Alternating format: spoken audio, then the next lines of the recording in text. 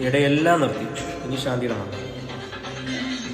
പന്തളനാഥൻ വൻപുലിമേലെ വന്നിരുന്നള്ളും മാമലയിൽ മകരവിളക്കിൻ മഞ്ചുളനാളം മിഴി തെളിയാനായി കാണുക. ഓദയാമയ പരാൽ പര ശരണജപങ്ങളോടെ നിൽക്കവേ.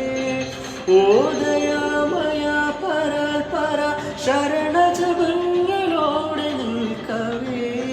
ഒരു നെയ്ത്തിരിക്കു പകരം